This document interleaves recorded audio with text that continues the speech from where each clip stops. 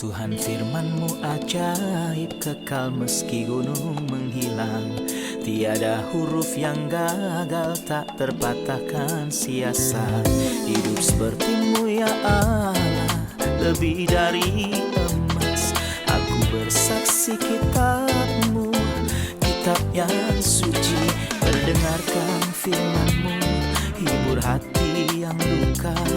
Terangilah langkahku kemanapun ku pergi. Biarkanlah firman-Mu berkuasa atasku. Ubahkanku, bebaskanku, ku mau menyenangkan-Mu. Tuhan firman-Mu ajaib, kekal meski gunung menghilang. Ubah dan bebaskan aku, mau menyenangkan-Mu.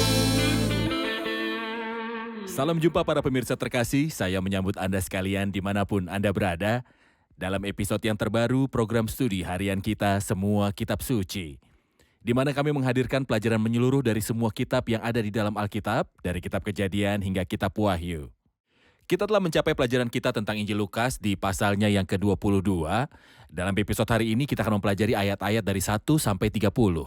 Untuk memulai, izinkan saya menyambut tamu kehormatan di studio, hamba Tuhan Yosef Riyad. Selamat datang, Saudara Yosef. Terima kasih, Saudara Ayat. Juga para hadirin di studio, selamat datang. Saudara Yosef, di awal episode ini mohon beritahu kami tentang topik utama dari pasal 22. Dengan mempelajari pasal 22, kita sudah mencapai inti dari peristiwa. Tujuan dari manifestasi dari anak Allah. Beberapa orang berpikir Allah datang untuk mengadakan mujizat atau membawakan khotbah. Tapi kita tahu dari firman Allah bahwa Ia datang untuk menghapus dosa dengan merelakan dirinya sendiri. Di sini peristiwa yang membawa kepada salib bervariasi, berurutan, dan memiliki pola. Tentang topik-topik pasal ini, dalam permulaan pasal kita diberitahu plot tentang pengkhianatan. Setelahnya ia memberitahu tentang persiapan perjamuan yang Kristus akan santap dengan para murid. Kemudian setelah itu penetapan perjamuan Tuhan. Setelah itu timbul perselisihan antara mereka tentang siapa di antara mereka yang terbesar. Meskipun Kristus sedang berbicara tentang salib dan akan disalibkan, tapi wabah tentang siapa yang besar bahkan di antara para rasul terbesar menjadi perselisihan di antara mereka. Setelah itu Kristus menubuatkan penyangkalan Petrus. Petrus menolaknya, tapi ternyata apa yang dikatakan oleh Kristus itu benar. Setelah itu kita membaca tentang Taman Getsemani. Bagaimana ketiga rasul tertidur dan bagaimana Kristus dalam penderitaan dan berdoa lebih khusyuk. Kemudian penangkapan Kristus, lalu penyangkalan Petrus, dan terakhir ejekan para penjaga kepada Tuhan Yesus Kristus. Terima kasih Saudara Yosef, izinkan saya membaca beberapa ayat dari bagian pertama, kemudian kembali untuk memberi pertanyaan. Silakan. Sekarang hari raya roti tak beragi yang sudah dekat yang disebut dengan Paskah. Imam-imam kepala dan ahli-ahli Taurat mencari jalan bagaimana mereka dapat membunuh Yesus sebab mereka takut kepada orang banyak. Maka masuklah iblis ke dalam Yudas yang bernama Iskariot, seorang dari ke-12 murid itu. Lalu pergilah Yudas kepada imam-imam kepala dan kepala-kepala pengawal bait Allah dan berunding bagaimana ia dapat menyerahkan Yesus pada mereka. Mereka sangat gembira dan berbupakat untuk memberikan sejumlah uang kepadanya. Ia menyetujuinya. Dan mulai dari waktu itu ia mencari kesempatan yang baik untuk menyerahkan Yesus kepada mereka tanpa setahu orang banyak. Mohon komentar Anda tentang peristiwa ini yang mengungkapkan pengkhianatan pada puncaknya. Sesungguhnya pengkhianatan ini adalah puncaknya. Kita ingat bagaimana Delila mengkhianati Simson sang pahlawan. Tapi sebenarnya, Delila jauh lebih terhormat dari rasul palsu ini. Karena penguasa orang Filistin datang ke Delila dan berjanji bahwa masing-masing akan memberinya 1.100 keping perak.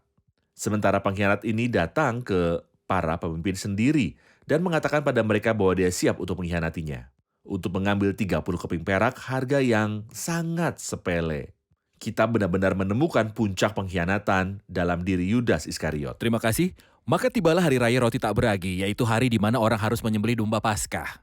Lalu Yesus menyuruh Petrus dan Yohanes, katanya, "Pergilah persiapkanlah perjamuan Paskah bagi kita supaya kita makan." Kata mereka kepadanya, "Di manakah engkau menghendaki kami mempersiapkannya?"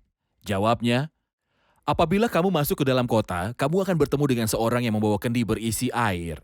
Ikutilah dia ke dalam rumah yang dimasukinya, dan katakanlah kepada tuan rumah itu, Guru bertanya kepadamu, di manakah ruangan tempat aku bersama-sama dengan murid-muridku akan makan Paskah?" Lalu orang itu akan menunjukkan kepadamu sebuah ruangan atas yang besar yang sudah lengkap. Disitulah kamu harus mempersiapkannya. Maka berangkatlah mereka dan mereka mendapati semua yang dikatakan Yesus kepada mereka. Lalu mereka mempersiapkan Paskah. Saudara Yosef, ini adalah Paskah terakhir di mana Kristus akan makan bersama dengan murid-muridnya dan pasti di sotoh atas tempat perasaan Tuhan terhadap murid-muridnya diperlihatkannya. Ketika dia sedang makan bersama mereka pada perjamuan akhir. Mohon gambarkan pertemuan terakhir dan perjamuan terakhir ini. Jelas di sini bahwa perjamuan terakhir adalah perjamuan Paskah. Dan perjamuan Tuhan pertama akan diadakan setelah itu. Dan kita perhatikan bahwa dia berkata tentang perjamuan terakhir yaitu perjamuan Paskah. Aku sangat rindu makan Paskah ini bersama-sama dengan kamu sebelum aku menderita. Dengan kata lain, itu adalah Paskah simbolis terakhir. Karena setelah itu, Paskah yang sebenarnya akan disalibkan untuk dibunuh dan mati. Siapakah Paskah yang sebenarnya? Kita baca tentang dia dalam 1 Korintus pasal 5, sebab Kristus anak domba Paskah kita juga telah disembelih. Jadi Kristus segala kemuliaan baginya ingin makan bersama murid-muridnya. Karena mereka mewakili sisa-sisa saleh dari orang-orang yang akan menunjukkan kasih sejati kepada Kristus di masa depan. Jadi mereka mewakili sisa-sisa yang saleh dengan siapa Kristus ingin makan Paskah sebelum pergi ke salib dan biji gandum jatuh ke tanah dan mati dan menghasilkan banyak biji-bijian. Dan segera kita akan melihat hasil yang luar biasa dari pekerjaan Kristus seperti yang dia katakan, dan apabila aku ditinggikan dari bumi, aku akan menarik semua orang datang kepadaku. Baik, kita rehat sejenak dan kembali untuk menjawab pertanyaan hadirin.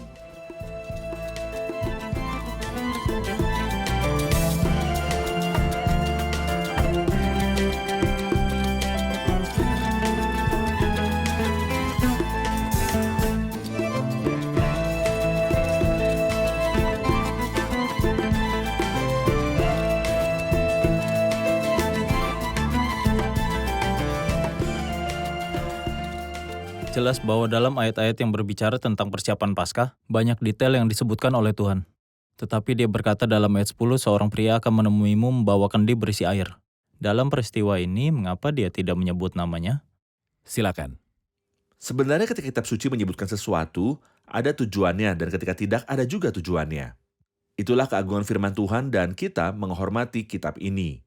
Mengapa dia tidak menyebutkan nama orang ini? Ada alasannya, tapi saya akan bicara dulu tentang detail yang sangat indah ketika dia berkata, apabila kamu masuk ke dalam kota, kamu akan bertemu dengan seorang yang membawa kendi berisi air. Kemungkinan besar air ini digunakan untuk membasuh kaki para murid gambaran firman Tuhan. Kamu memang sudah bersih karena firman yang telah kukatakan kepadamu. Mengikuti orang yang membawa kendi air berarti mengikuti firman Tuhan. Setelah dia berkata, lalu kamu harus mengatakan kepada tuan rumah di mana kamar tamu. Di mana aku dapat makan Paskah bersama murid-muridku. Dan kata kamar tamu mengingatkan kita pada Lukas pasal yang kedua. Ya. Tidak ada kamar untuk mereka di penginapan. Kristus tidak punya tempat di penginapan, tapi Kristus memiliki kamar tamu untuk menampung kita di dalamnya. Kamar tamu berarti kamar untuk para tamu menginap. Dia ingin mengatakan bahwa kita adalah tamu di dunia. Kita bukan dari bumi. Kita hanya pengunjung sementara. Di mana ruang tamu? Ketika kita mengingat kematian Tuhan, kita adalah tamu di bumi. Saya di sini kali ini, tapi minggu depan saya mungkin bersama Kristus. Kristus mungkin datang dan mengangkat kita. Di mana ruang tempat aku bersama-sama dengan muridku akan makan Paskah? Lalu orang itu menunjukkan kepadamu sebuah ruangan atas yang besar yang sudah lengkap. Ruang atas tempat yang tinggikan dari dunia. Kita harus bangkit dengan pikiran kita. Karena Tuhan memiliki hati besar yang memiliki ruang untuk semua manusia. Sudah lengkap, itu tidak berarti memiliki mebel. Itulah arti langsungnya. Tapi makna spiritualnya, kita memiliki kebenaran yang lebih berharga dari tekel kapal Paulus dan perabotan kamar tamu ini. Semua itu menggambarkan kepada kita pertemuan dalam nama Tuhan. Mengenai pria yang namanya tidak disebutkan dalam cerita ini, dia adalah lambang Roh Kudus yang turun dari surga ke bumi yang tidak berbicara tentang dirinya sendiri. Tetapi tentang Kristus, dia akan memuliakan aku karena dia akan mengambil dari milikku dan nyatakan kepadamu. Dan saya pikir kita melihat banyak karakter dengan anonim Tentang 7? nama-nama Ada sekitar 7 dalam seluruh kitab suci, dan sekitar 3 dalam Injil Lukas saja, hamba dalam perumpamaan tentang perjamuan besar yang memaksa orang untuk masuk, itulah Roh Kudus.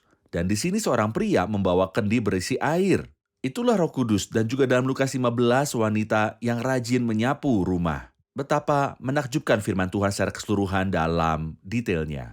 Saya akan berlanjut, Saudara Yosef, ke bagian ketiga dari ayat 14 ke ayat 23 tentang perjamuan Tuhan. Ya. Anda telah memberitahu kami di bagian sebelumnya bahwa itu adalah perjamuan terakhir. Perjamuan Ya. Paskah yang melambangkan salib Kristus. Benar. Tetapi Kristus akan menetapkan perjamuan yang disebut perjamuan Tuhan makan malam. Benar. Saya ingin tahu, apakah tujuan dari perjamuan Tuhan?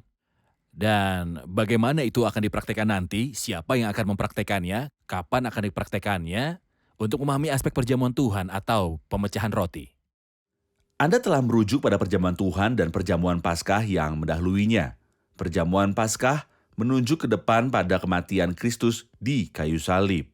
Dan perjamuan Tuhan menunjuk ke belakang, kepada kematian Kristus di kayu salib. Jadi, keduanya bertemu Di salib Kristus dengan perbedaan itu. Dalam perjamuan Paskah, kita mengingat keselamatan. Saat dalam perjamuan Tuhan, kita mengingat penyelamat. Baik, Kita tidak peduli dengan keselamatan yang telah kita nikmati. Nenek moyang kita pergi dari tanah Mesir, kita berfokus pada satu pribadi. Lakukanlah ini sebagai peringatan akan aku. baik. Jadi kami telah memahami bahwa perjamuan Paskah berbicara tentang salib Kristus secara langsung, dan perjamuan Tuhan berbicara secara terbalik tentang salib Kristus. Tentu saja perjamuan Tuhan adalah pemecahan roti. Ya. Benar. Seperti yang kami katakan, kami ingin tahu apa tujuannya, dan kami ingin tahu kapan itu terjadi dan siapakah orang yang memecahkan roti. Menurut saya, ada 3 tujuan untuk perjamuan Tuhan atau pemecahan roti. Pertama-tama, sebuah kenangan. Kedua, proklamasi. Ketiga, sebuah harapan. Pertama ini adalah zikir. Lakukan ini sebagai peringatan akan aku. Dan saya ulangi lagi, kita tidak mengingat keselamatan meskipun itu sangat penting. Keselamatan itu sangat penting, tapi kita ingat Dia yang menyelamatkan kita, Kristus. Tapi itu bukan hanya peringatan, tetapi juga proklamasi. Sebab setiap kali kamu makan roti ini dan minum cawan ini, kamu memberitakan kematian Tuhan sampai Ia datang. Mungkin ada yang bertanya kepada siapa kita mengabarkan. Saya mengatakan bahwa kita menyatakan untuk setiap orang yang memiliki sudut pandang dalam hal ini. Kepada semua orang yang peduli dengan masalah ini, kita menyatakan bahwa Tuhan kita mati 2000 tahun yang lalu untuk menyelamatkan kita. Bukan sekedar kenangan dan proklamasi, tapi juga sebuah harapan. Kamu memberitakan kematian Tuhan sampai Dia datang. Jadi kita ingat apa yang terjadi 2000 tahun yang lalu, dan kita ingat apa yang akan terjadi segera ketika Kristus akan datang. Dan hukuman akan dibatalkan karena kita akan melihat Dia sebagaimana adanya. Meskipun tindakan perjamuan ini adalah pada malam yang sama di mana Kristus dikhianati seperti yang dikatakan Paulus dalam 1 Korintus 11. Pada malam itu, sebelum pergi ke salib. Tetapi praktek dalam Kisah Para Rasul adalah pada hari Minggu, hari pertama di minggu itu. Kenapa di hari Minggu?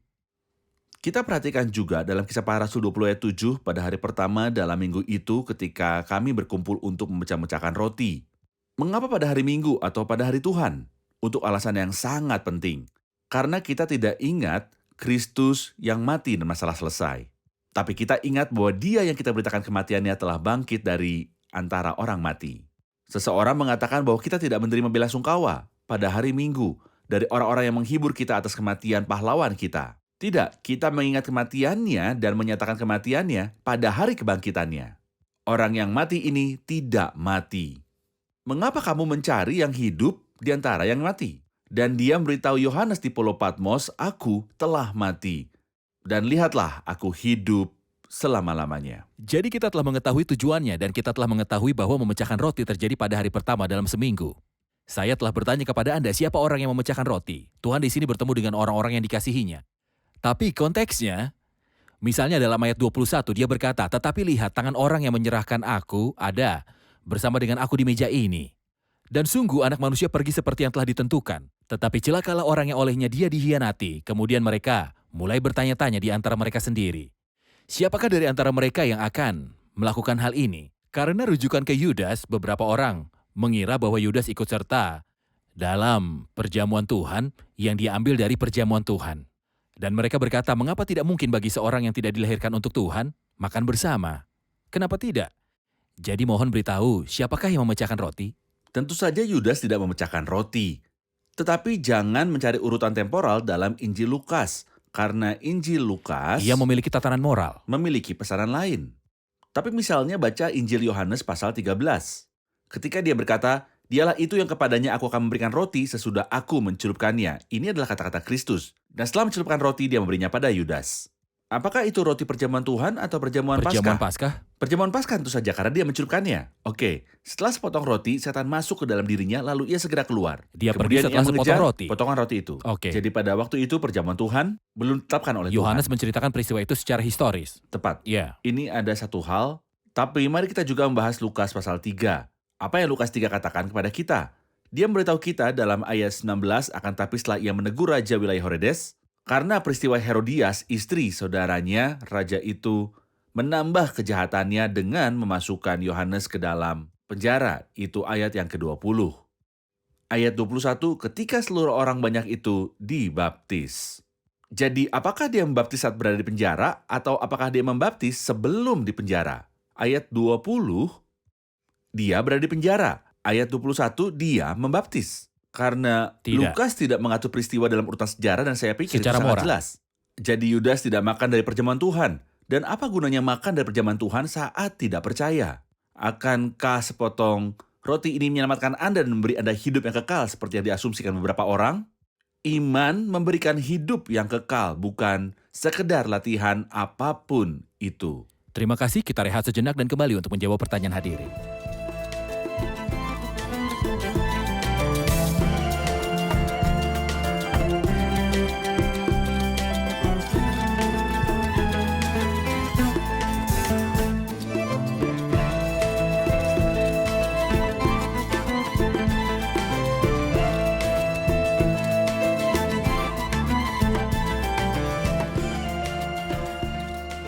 Dari ayat 16, aku tidak akan memakannya lagi sampai ia beroleh kegenapannya dalam kerajaan Allah. Kemudian dia mengambil cawan, mengucap syukur dan berkata, "Ambillah ini dan bagilah di antara kamu, karena aku berkata kepadamu, aku tidak akan minum hasil pokok anggur sampai kerajaan Allah datang." Apa yang dimaksud dengan mengatakan bahwa Tuhan tidak akan minum dari hasil pokok anggur sampai kerajaan Allah datang? Silakan. Ayat ini berarti bahwa Allah akan memutuskan hubungannya dengan Israel. Dan itu Dan terjadi. itu terjadi. Dan itulah yang sebenarnya terjadi setelah salib. Benar. Kristus datang untuk memerintah atas umatnya. Dia datang ke miliknya. Tapi jelas bahwa umatnya sendiri tidak menerimanya dan mereka membunuh dia di kayu salib. Tapi apa yang akan terjadi setelah kebangkitannya dari kematian? Akankah dia memulihkan hubungannya dengan Israel lagi? Tidak. Dia akan mengembalikannya di masa depan. Tapi untuk saat ini Anda tidak akan memakannya lagi sampai ia beroleh kegenapannya dalam kerajaan Allah. Aku tidak akan minum lagi hasil pokok anggur sampai kerajaan Allah telah datang. Dalam Injil Matius, pasal 26, dia menambahkan bagian yang bagus. Ketika dia berkata, tetapi aku berkata kepadamu, saya tidak akan minum buah anggur ini mulai sekarang sampai hari itu. Saat aku meminumnya baru bersamaku di kerajaan Bapakku. Dan kata baru berarti bahwa dia akan minumnya bersama mereka dengan cara baru yang tidak terjadi di masa lalu. Seolah Tuhan akan memutuskan hubungannya dengan Israel. Dan selanjutnya, tidak akan ada Paskah. Dan dia tidak akan minum dari buah anggur karena dia akan menjadi seorang Nazaret sejati yang akan menjauhkan diri dari buah pohon anggur. Sampai kapan? Sampai saatnya tiba ketika dia akan bersukacita dengan bumi. Bumi tidak membawa apa-apa selain duri dan onak. Dan itu membuat Tuhan berduka. Ketika kita membaca kitab Kejadian pasal 6, kita temukan bahwa Tuhan menyesal bahwa dia menciptakan manusia dan kejahatan manusia besar di bumi. Tapi suatu saat akan datang yang disebut waktu untuk pemulihan segala sesuatu. Ketika Kristus akan bersukacita lagi dengan umatnya. Dan sebagai kepala keluarga, dia akan makan Paskah dan memberkati orang-orang. Kemudian dia akan minum dari buah anggur dan bersukacita dengan bumi dan dengan orang-orang duniawi. Siapa yang akan mengisi tanah dan mereka akan buat Allah dan orang-orang bersukacita. Tetapi sampai saat itu Kristus tidak akan lagi makan Paskah atau minum hasil pokok anggur. Terima kasih Saudara Yosef. Saya akan masuk ke ayat 24 sampai dengan 30. Terjadilah juga pertengkaran di antara murid-murid Yesus, siapakah yang dapat dianggap terbesar di antara mereka. Yesus berkata kepada mereka, raja-raja bangsa-bangsa memerintah rakyat mereka dan orang-orang yang menjalankan kuasa atas mereka disebut pelindung-pelindung. Tetapi kamu tidaklah demikian, melainkan yang terbesar di antara kamu hendaklah menjadi sebagai yang paling muda dan pemimpin sebagai pelayan. Sebab siapakah yang lebih besar, yang duduk makan atau yang melayani? Bukankah dia yang duduk makan, tetapi aku ada di tengah-tengah kamu sebagai pelayan. Kamulah yang tetap tinggal bersama-sama dengan aku dalam segala pencobaan yang aku alami, dan aku menentukan hak-hak kerajaan bagi kamu sama seperti Bapakku menentukannya bagiku, bahwa kamu akan makan dan minum semeja dengan aku di dalam kerajaanku, dan kamu akan duduk di atas tahta untuk menghakimi ke-12 suku Israel. Saya ingin penjelasan di atas ayat-ayat ini di mana Tuhan telah mengatakan definisi tentang siapa yang terbesar dan siapa pelayannya. Sebenarnya ayat-ayat ini membuatnya sedih dan bahagia. Mengapa mereka membuatku sedih? Mengapa mereka membuatku bahagia? Mereka membuatku sedih karena itu adalah keadaan manusia, bahkan para rasul. Kita telah mencapai saat-saat terakhir sebelum salib Kristus. Jadi Kristus akan keluar dari pertemuan ini ke Taman Getsemani untuk ditangkap dan diadili lalu ke salib. Tapi apa yang dibicarakan oleh para murid? Terjadi perselisihan di antara mereka tentang siapa di antara mereka yang harus dianggap terbesar. Siapa yang terbesar? Tentu saja Petrus. Ya, Yohanes tidak, saya tidak kurang. Lalu Thomas, tidak ada yang setuju untuk menjadi nomor 2. Mereka semua ingin menjadi nomor 1. Itulah penyakit tersembunyi pada setiap manusia. Dan seperti yang dikatakan Santo Agustinus, itulah dosa pertama yang mempengaruhi manusia dan dosa terakhir yang akan disingkirkan oleh orang suci itu. Itu yang membuatku sedih. Tapi apa yang menghiburku adalah bahwa Tuhan segala kemuliaan baginya telah berkata dengan lembut, kamu tetap tinggal bersama-sama dengan aku dalam segala pencobaan yang aku alami. Aku menghargaimu, aku bersuka cita karenamu, kamu telah berdiri di sisiku. Meskipun sebenarnya saya pikir bahwa entah bagaimana dia terluka karena mereka berbicara tentang kebesaran sementara dia berbicara tentang salib, betapa perbedaannya perhatian mereka. Tapi tetapan penuh anugerah berkata, kamu tetap tinggal bersama-sama dengan aku dalam segala pencobaan yang aku alami, dan aku menentukan hak kerajaan bagi kamu, sama seperti Bapakku menentukannya bagiku bahwa kamu akan makan dan minum semeja dengan aku dalam kerajaanku. Tuhan dalam anugerahnya yang luar biasa, Kristus dalam kasih karunia-Nya yang kaya, menganggap bahwa para rasul berdiri di sisinya, dan dia menjanjikan mereka hadiah yang murah hati. Mereka akan duduk di atas 12 tahta, menghakimi 12 suku Israel. Nama mereka tertulis di dasar kota surgawi, Wahyu pasal 21, seberapa kaya jadinya orang-orang yang telah mengikuti Tuhan dengan setia. Terima kasih, kita telah di akhir episode, mari rangkum bersama para hadirin. Apa yang telah Anda pelajari? Kami telah melihat tujuan dari perjamuan Tuhan pertama itu adalah peringatan. Kristus berkata, lakukan ini sebagai peringatan akan aku. Dan kita tidak hanya mengingat keselamatan, tetapi kita juga mengingat Dia yang menyelamatkan kita. Tujuannya juga untuk memproklamirkan. Karena kami memberitakan kematian Tuhan. Dan itu juga harapan karena kita melakukan zikir ini sampai Dia datang. Dalam persiapan Paskah ada seorang pria yang membawa kendi berisi air, dan di sini namanya tidak disebutkan. Karena dia menunjuk kepada Roh Kudus yang tidak berbicara tentang dirinya sendiri tetapi menyatakan Kristus kepada kita. Juga pria itu membawa kendi berisi air dan air itu menunjuk kepada firman Tuhan, itu sebabnya dia menyuruh mereka mengikutinya. Yang berarti kita harus mengikuti firman Tuhan dengan tertib. Untuk mencapai Kristus juga ada ruang tamu yang mengingatkan kita bahwa Tuhan tidak punya tempat di penginapan tetapi menampung kita di rumah Bapa. Kita telah mengetahui bahwa perjamuan Paskah menantikan salib, dan perjamuan Tuhan melihat ke belakang ke salib, jadi salib adalah pusat dan alasnya. Terima kasih, Tuhan memberkati. Terima kasih, Tuhan Saudara Yosef, memberkati Tuhan Anda. berkati. Pemirsa terkasih, Kristus dalam pelayanannya dan dalam pengajarannya berbicara secara berkali-kali kepada murid-muridnya tentang tujuan misinya ke dunia, yaitu kematian di kayu salib.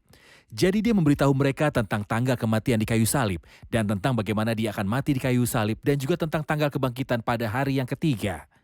Dia berbicara banyak tentang itu. Tetapi di malam di mana dia dikhianati, dia tidak hanya berbicara tetapi dia melembagakan di depan mereka apa yang menceritakan tentang pekerjaannya yang merupakan perjamuan Tuhan. Jadi perjamuan Tuhan yang kita lakukan di hari pertama minggu itu adalah yang ditetapkan oleh Tuhan dan berbicara tentang kematian Kristus di kayu salib. Ia berbicara tentang juru selamat dan apa yang telah dia lakukan di atas kayu salib. Dan setelah semua itu, apakah kita menerima ide ini bahwa Allah telah menyelamatkan Kristus dari kematian di kayu salib dan membawa dia hidup di surga dan membuat yang lain menyerupai dia? Tetapi Kristus tidak mati di kayu salib. Tidak, Kristus telah menyatakan itu berulang kali dan menetapkan perjamuan Tuhan yang berbicara tentang kematiannya di kayu salib. Dan dia benar-benar mati dan dia benar-benar dibangkitkan pada hari yang ketiga. Dan dia sekarang berada di surga dalam kemuliaan. Dan kita mengingat pekerjaannya dan mengingatnya dalam hari pertama minggu itu, sampai dia datang membawa kita dan di sana kita akan bertemu dengannya dengan jelas. Pemirsa terkasih, saya harap bahwa Anda akan memikirkan apa yang saya katakan dan mempertimbangkannya. Dan buka hatimu untuk wahyu ilahi dan menerima pribadi Kristus dan kematian Kristus dan kebangkitan Kristus. Pemirsa terkasih, sampai jumpa di episode selanjutnya. Tuhan menyertai.